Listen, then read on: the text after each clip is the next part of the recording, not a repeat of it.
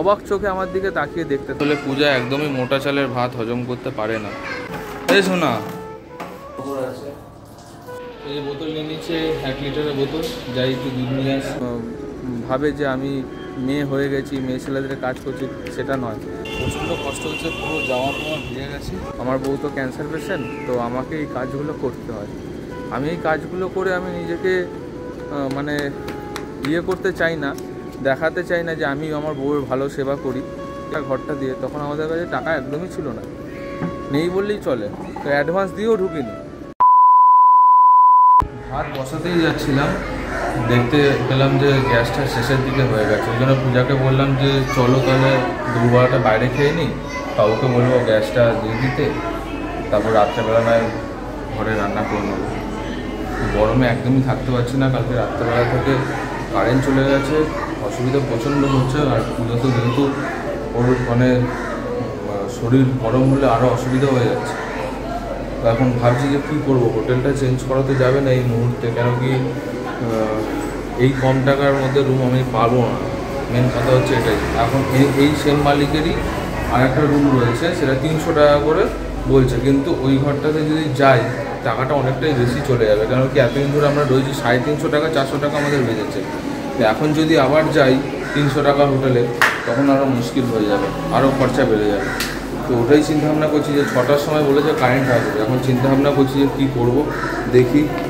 ওই জন্য বললাম যে চলো তাহলে একটু হোটেলে গিয়ে খাওয়া দাওয়া করি, ওখানে একটু ফ্যানের হাওয়া খেতে পারবে, অসুবিধা হবে না। ওই সবজি ভাত খাবে পূজা, আর তো কিছু খাবে না। বাইরে বাজে জিনিস তো ওর খাওয়া একদমই চলবে না, সবই বারণ আছে, তোমরা সবই জানো। তো ওই জিনিসটাই হচ্ছে গিয়ে কথা, যে এখন যাব, গিয়ে খাওয়া দাওয়া করবো, গিয়ে তারপর তোমাদেরকে পুরোপুরি আপডেটটা দেবো। থাকে ওরও ব্লাড ক্যান্সার, তো দেখো কত খেলনা, এরকম খেলনা মানির যখন মানি ছিল তখন ছিল, কত খেলনা। যাবে তো নেই ভাত খেতে নিচে, হ্যাঁ যাও ভাত খেতে, যাও ভাত খেতে, চলো আমি ভাত খাইয়ে নিয়ে আসি। যাবে না, চলো তাই না, এখন না কত ধরনের খেলনা ওর, দেখো পূজা স্পাইডারম্যান কত, এগুলো আমি নেব না। না ঠিক আছে তুমি বলো না, অসুবিধা নেই। কি বলছিলে বলো? ওই যে বাসা থেকে এসে এই ছেলেটাকে এইখানে বসায় আমি আর ওর আব্বু 2 ঘন্টা বসাইছি। সকালবেলায় এখন গেছে না, এখন ওই ছেলের এত কিছু বুঝানোর পর এখন বলতেছে অপারেশন করাবে না, যে ওর আব্বা 1 লাখ টাকা করে টাকাদের বিল পরিশোধ করতে। ফোনে চার্জ নেই, কিছু নেই, কারেন্ট নেই, ফোনগুলো চার্জ দিয়ে আছে। ঠিক আছে যাই, টাটা। গেলে না কিন্তু ভাত খেতে, একটু ফল খাও, মৌসম্বি খাও, মৌসম্বি। আস্তে আস্তে নাবো মানে, আস্তে আস্তে নাবো। কি জিতে গেছিস? ও চশমাটা তো কেন ভাত খাবি না কেন? ভাত না খেলে কি করে হবে? তখন তো তোমারও শরীর খারাপ করবে না। ভাত খেতে হবে বাবা, ওরম বললে হয় না। ভাত খেতে হবে। মানি দুষ্টুমি করলাম, দেখছো তোমরা মানি খেতে চাইছে না, এরকম করলে হয় না। মানি কোথায় যাচ্ছ? কোথায় যাচ্ছ তুমি? আসো।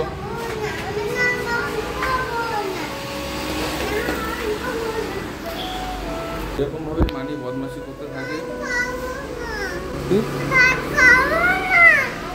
আচ্ছা দেখছি, চ ভাত খেতে হবে না তোকে, রুটি খাবি? তাহলে কি খাবি? কিছু না খেলে হবে? সেই সকালবেলা ছাতু খেয়েছিস আর একটুখানি ম্যাগি খেয়েছিস, ভাত না খেলে কি করে হবে? এরকম করলে কি করে হবে মানি? আচ্ছা ঠিক আছে, চ অন্য কিছু খাবি। কি দিয়ে ভাত খাবি বল? ডিম দিয়ে? তরমুজ? তরমুজ কোথায় পাবো এখন? তরমুজ এখানে পাওয়া যায় না, এখানে ফলের অনেক দাম। এখানে ফলের অনেক দাম বাবা, তরমুজ পাওয়া যায় না, বোঝার চেষ্টা করো। তো কালকে রাত্রেবেলা থেকে যেহেতু কারেন্ট নেই, পূজার ফোনের চার্জটাও শেষ হয়ে গেছে, আর আমার ফোনটা তো মানি নিয়ে রাখে, ও একদমই দিতে চায় না। কেন কি জানো তো তোমরাই, ও একই এখানে রয়েছে, তার উপরে এই গরমের মধ্যে একদমই ভালো লাগবে না। দেখি কী করা যায়। মোবাইলটা চার্জ তো দিতে হবে, আর দেখতে পাচ্ছি শুনতে হবে তোমরা জেনারেটারের আওয়াজ হচ্ছে, মানে এখানে পুরো প্রত্যেকটা বিল্ডিংয়ে কারেন্ট চলে গেছে, প্রত্যেকটা বিল্ডিংয়ে কারেন্ট চলে গেছে। দেখো এখন যাব মোবাইলটা চার্জে দিয়ে দেবো, তারপরে যাব খাইয়ে নেবো পূজাকে একটুখানি। তো এসে দেখছি এখনও কারেন্ট আসেনি। সেই 6টার আগে কারেন্ট আসবে না, 6টার পরে কারেন্ট আসবে। 6টার আগে বলতে একদম আগে আসবে না। সেই হোটেলে এসেছি, মানে হোটেল খুবই ভালো, মানে হোটেল ভালো বলতে কি মানে পরিষ্কার পরিচ্ছন্ন। কিন্তু একটা জিনিস হচ্ছে এখানে জেনারেটরটা নেই, যে কারেন্ট চলে গেলে যে মানুষের অবস্থাটা খারাপ হবে। কি হয়েছে তোর? ওই যে নিজের বোতলটা আছে, নাও। নিজের জিনিস নিজেকে নিতে হয় সব সময়, নিজের জিনিস নিজেকে নিয়ে নিতে হয়। যাও নাও, আমি খুলে দিচ্ছি, তুমি নিয়ে আসো, আমি খুলে দিচ্ছি। এই দেখো, এই পুচকেটার কথা বলছি, এই পুচকেটার সাথেই খেলে মানে। আদনান আস্তে বাবা, পড়ে যাবে, আস্তে আস্তে নাম। দুষ্টুমি একদম করে না।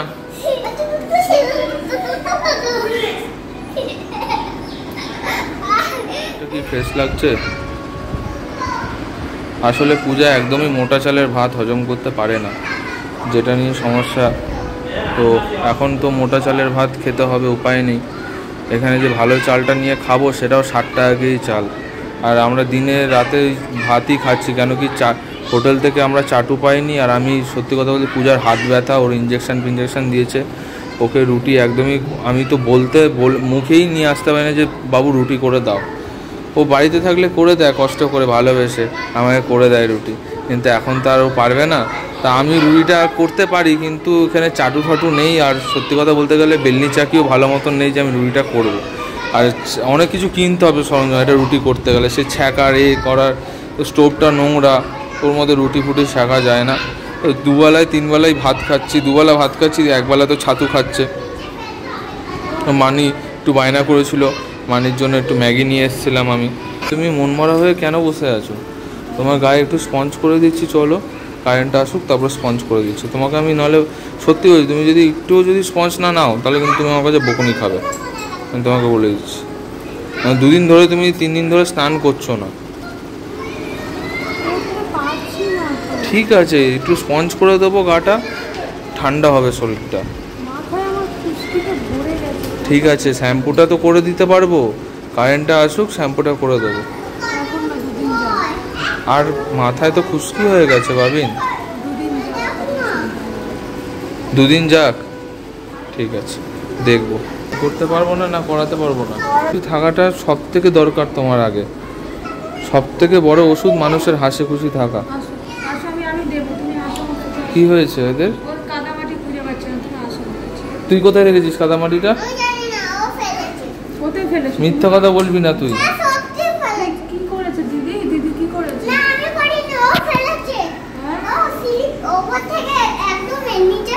তোমাকে বলেছি তো ভাই শরীর খারাপ, তোমাকে বলেছি তো, তুমি ভাইকে কেন কাঁদাচ্ছ?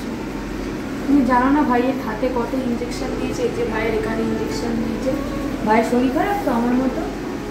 তুমি জানো তো, ভাই তো দেখছি তুমি কিছু খাচ্ছে না, ভাই কেন ভাইকে কাঁদাচ্ছ? কাঁদাবে না, সোনা ভাই না, ছোট্ট ভাইকে কাঁদাবে। তুমি দিয়ে দাও তোমারটা, তুমি ভাইকে দিয়ে দাও। তুমি ভাইকে নিয়ে খেলবে, ভাইকে তুমি স্কুলে দিয়ে আসবে, ভাইকে তুমি রান্নাবাটি খেলবে, তুমি ওইটা ভাইকে দিয়ে দাও।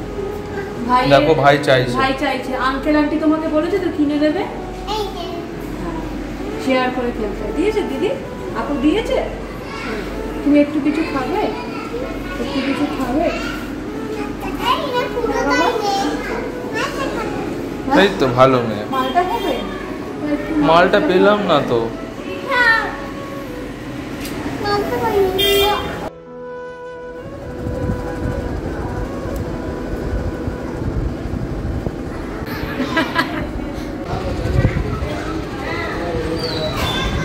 ও কাকা দুধ কত করে?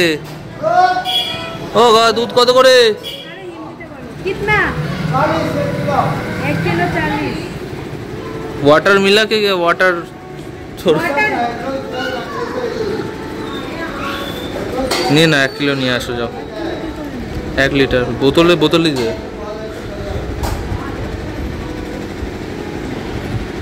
बोतल में होगा बोतल में हो जाएगा 40 ओके आ रहे रुकिए तो ये बोतल ले नीचे 1 लीटर बोतल जाई तो दूध নিয়ে আসি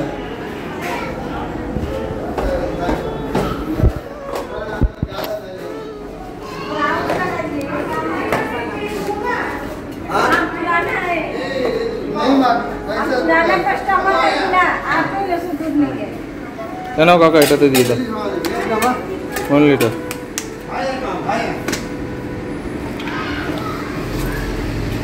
मेरा पैसा दे लाइट नहीं थे नौबत नहीं थे अच्छा आएगा तुमको और दूध कैसे ना ले बुढ़ा वाला चले नहीं मां चले नहीं তাহলে কি করে নেব টুমরো হ্যাঁ তো আমাদের কাছে খুচরো নেই বলে কাকাকে বললাম কালকে চলে আসার জন্য কালকে কাকাকে আমরা দিয়ে দেবো টাকা जैसे हम दूध ना लेने चाय कोई 2 दिन आज बनी चाय ना पीनी है सुबह तक नहीं কালকে কাল आ जाइए ढक्कन अब बोली सुननी है तो दौड़ा ला पहले किया ये दूध নিয়ে নিয়েছি জানি না কিরকম দুধ হবে আগে যে এসে আমি দুধ নিতাম তো ওদের দুধটা খুব ভালো ছিল জানি না এই দুধটা কিরকম হবে মনে হচ্ছে তো ভালো হবে দেখি জাল দিলেই বোঝা যাবে কেন দেখো তো কারেন্ট নেই এখানে তো জানি না কীভাবে কাজ করবো মোবাইলের টোনে আলোটা দিয়েই কাজ করছি যাতে বাচ্চার মধ্যে আলোটা দেখতে পাই অনেকগুলো ভিজিয়েছি মাটির অনেক জামা কাপড় আছে সব ধুতে হবে আমাকে এখন যেহেতু দুটো করে সেট এনেছি আমাদের এই জামা কাপড়গুলো আমাকে যদি না কাচি আমি যদি না কাচি জামা কাপড়গুলো তাহলে কেউই পরতে পারবো না সব নোংরা জামা কাপড় পরে থাকতে হবে তো যতই কষ্ট হোক না কেন জামা কাপড়গুলো আমাকে ধুয়ে নিতে হবে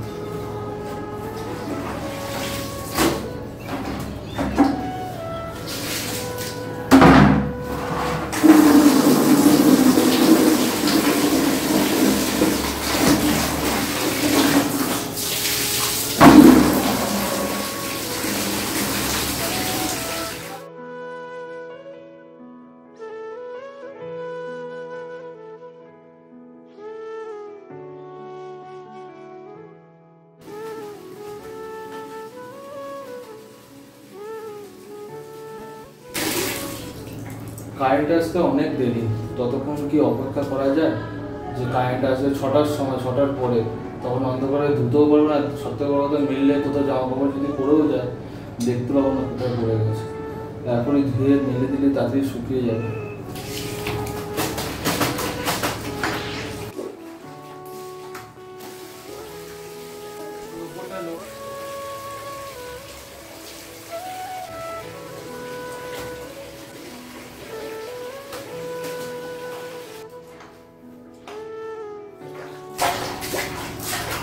এটা নোংরা হয়ে গেলে এমনি খালি বিছানায় যদি ও কিছু করে দেয় টয়লেট করে দেয় তাহলে আর দেখতে হবে অবস্থা খারাপ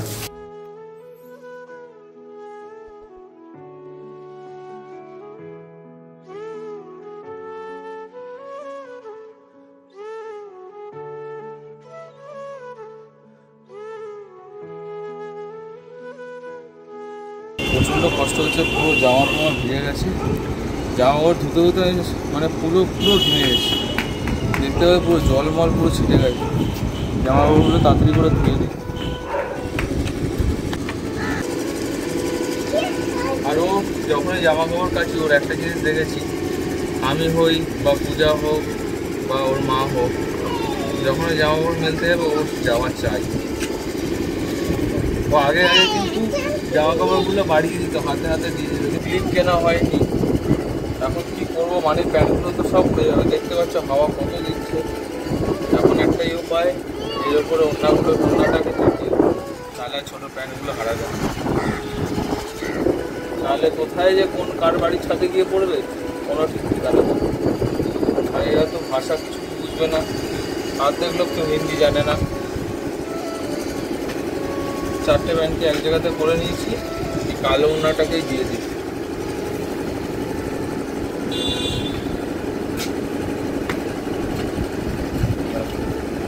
এটা করে আর ছোটো প্যান্টগুলো হারাবে না।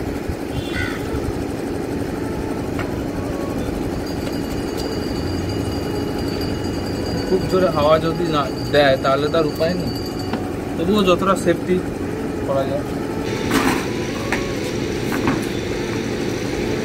এই জামাটা মানিকে পূজার খুব শখ হয়েছিল, এই জামাটা মানিকে কিনে দেওয়ার। আমাকে বলেছিল পূজা একদিন যে মানির জন্য বাটি প্রিন্টের জামা কিনে দিও না পুজোতে। আমি ওকে কিনে দিয়েছিলাম খুঁজে।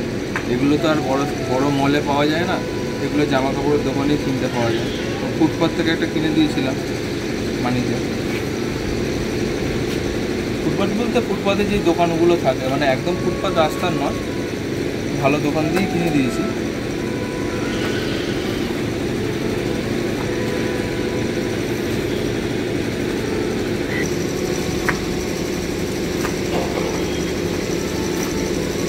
এই জামাটা পরেই ভেলোরে মনে হয় 6-7 দিন কাটিয়ে দিয়েছি। দুখানা জামাই এনেছি, এটা আর এটা, আর এই একটা গেঞ্জি। স্যান্ডো গেঞ্জি আমাকে কিনতে হবে একটা, কিন্তু পয়সার জন্য আমি কিনতে পারছি না। থাক, এখানে যা জিনিসের দাম, মানে একটা জিনিস কিনতে যাবো 2টো জিনিসের দাম নিয়ে নেবে। এখন দেখার বিষয় কতক্ষণে শুকায়। অন্ধকার হওয়ার আগে যদি শুকিয়ে যায় খুবই ভালো। আর এই যে পাহাড় তো দেখেইছো তোমরা এর আগে আমি যা ভিডিও করেছি পূজার, আমি অনেক পাহাড়ই দেখি। একদম সামনাসামনি 3টে পাহাড় দেখতে পাচ্ছি, একটা 2টো 3টে পাহাড়। আমরা আগে ছিলাম ওই জায়গাটা LIC কলোনি, ওই জায়গাটা করে কোনাকুনি যে আঙুলটা দেখাচ্ছি, ওই জায়গাটা করেই LIC কলোনিতে আমরা ছিলাম। ফার্স্ট না সেকেন্ডবার ওই জায়গাটাতে ছিলাম, কারণ হচ্ছে ওই জায়গাটা এত ফাঁকা। আর ওখান থেকে আমি দুধ নিতাম, মানে ওখানে একটা খাটাল আছে ওখান থেকে, কিন্তু এখান থেকে পায়ে হেঁটে গেলে অনেকটা যেতে হবে।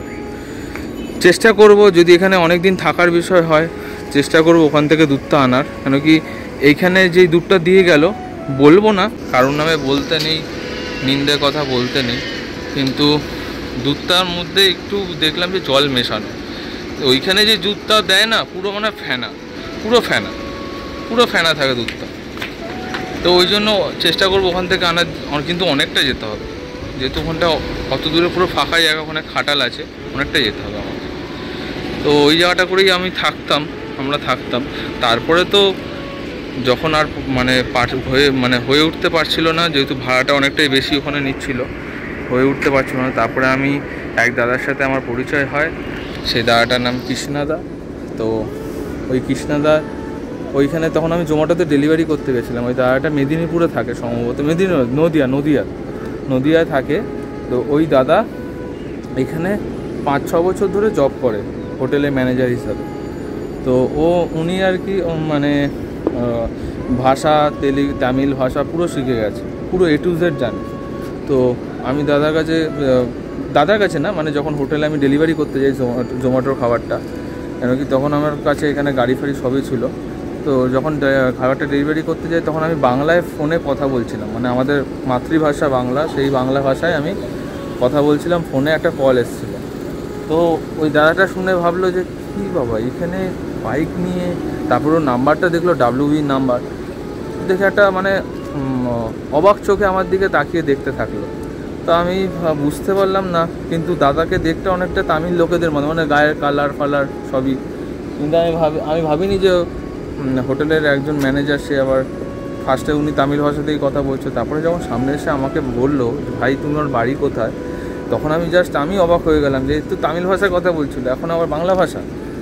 তারপরে আমি ভাবলাম, তারপরে আলাপ হয় দাদার সাথে। তো দাদাকে বলার পর দাদাই আমাকে একটা ঘর দেখিয়ে দিয়েছিল।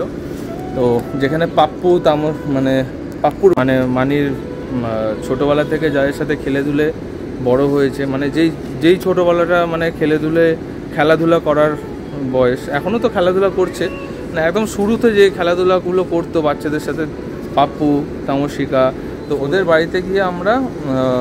বাড়িতে গিয়ে আমরা উঠেছিলাম। তো তোমরা জানো পুরোটাই ব্যাপারটা, যারা তোমরা দেখেছো, যারা পুরনো ফ্যান ফলোয়ার আমাদের, তো আর যারা নতুন ফলোয়ার তাদেরকে আমি জানিয়ে রাখি, আমার বউ তো ক্যান্সার পেশেন্ট, তো আমাকে এই কাজগুলো করতে হয়। আমি এই কাজগুলো করে আমি নিজেকে মানে করতে চাই না, দেখাতে চাই না যে আমি আমার বউয়ের ভালো সেবা করি, কিন্তু হ্যাঁ এটা আমার কর্তব্য, এটা আমি করার, তাই আমি করি। এখানে যদি কেউ ভাবে যে আমি মেয়ে হয়ে গেছি, মেয়ে ছেলেদের কাজ করছি, সেটা নয়। কাজ সবই সমান, কাজ সবাইকেই সবারটা করা উচিত, নিজের কাজ নিজেকেই করা উচিত। তো ব্যাপারটা হচ্ছে কি, ওদের বাড়িতে গিয়ে তখন দাদা আমাকে এত বড় একটা উপকার করে দিয়েছিল 3,500 টাকা ঘরটা দিয়ে। তখন আমাদের কাছে টাকা একদমই ছিল না, নেই বললেই চলে। তো অ্যাডভান্স দিয়েও ঢুকিনি, আমি বলেছিলাম যে 1 মাস কাজ করব তারপরে টাকা দেবো। তো ওই দাদাটা রাজি হয়ে গেছিলো, বললো যে হ্যাঁ, ও কষ্টটা বুঝেছে। যেহেতু হিন্দি ভাষা জানতো না, কৃষ্ণাদা হিন্দি ভাষা জানতো, তো কৃষ্ণাদা পুরো ব্যাপারটা বুঝিয়ে দিয়েছিল যে এই ব্যাপার, ওয়াইফ ক্যান্সার পেশেন্ট, জোম্যাটো বয়, কলকাতায় জোম্যাটোতে কাজ করে, তো সেই জিনিসগুলো বুঝিয়ে দিয়েছিল। তারপরে দাদাটাও রাজি হয়ে যায়, তারপর আস্তে আস্তে ওখানেই পুরো দিন মানে পুরো সময়টা কাটাই, ওখানেই থাকতাম। এখন রিসেন্টলি ওনাদের ঘরগুলো রিপেয়ারিং হচ্ছে, সেই কারণে আমরা মানে যেতে পারিনি, নাহলে ওই ঘরেতেই গিয়েই থাকতাম, যেহেতু পয়সার এখন কমতি। তো অনেক কথাই হলো, যাই এবার নিচে যাই আমরা। তুমি নিয়ে যেতে পারবে বালতিটা? পারবে না মা, ছেড়ে দাও, তোমাকে কষ্ট করতে হবে না। এই শোনা, গরমে শুয়ে আছো, ভালো লাগছে? আর ওটা মানির পুতুল, চাপা খেয়ে গেছে, সরো। কি হলো? গরমে আরো হাঁসফাঁস করে, যাও বাইরে, যাও বাইরে গিয়ে একটু বসো, ওঠো। বাসনটা নিয়ে যাও, রাখলাম।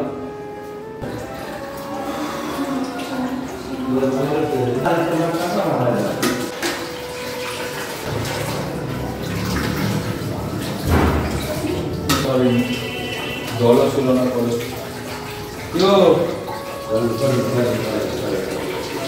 ঠিক আছে ঠিক আছে।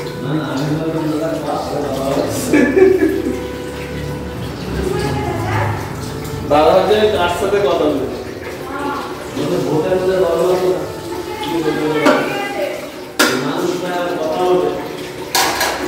ওপর থেকে একটা দাদা দেখছে, আমি তোমাদেরকে আপডেট দিচ্ছি, তো ওপর থেকে একটা দাদা দেখছে, ভাবছে যে আমি ভিডিওর সাথে কথা বলছি। হ্যাঁ, আমি দেখি আর ভাবি যে পূজার 5টা অপারেশন হয়ে গেল। আচ্ছা তোমরাই বলো, ওকে দেখে কি বোঝা যায় এইটুকুনি বয়সে 5টা অপারেশন হয়েছে? তবে সত্যি কথা বলতে গেলে ভগবান আর তোমাদের আশীর্বাদটা সহায় আছে বলে মেয়েটা এখনও বেঁচে আছে। তোমাদের আশীর্বাদ যদি চলে যায়, মেয়েটা আর মনের জোর পাবে না। তো অনেক কথাই হলো, সারাদিন খাটাখাটনির পর তোমাদের এই ভালোবাসাটা আমাদের কাছে রয়ে যাবে। এইটুকুনি বলবো, তোমরা আশীর্বাদ করো, সঙ্গে থেকো আমার মেয়েটার জন্য। আমার মানিকে বাঁচতে হবে, মানিকে মানুষ করতে হবে, এইটুকু আমার স্বপ্ন, পূজারও স্বপ্ন। ব্যাস এইটুকুনি, আর কিছুই না। আজকের ভিডিও এখানেই এন্ড করছি।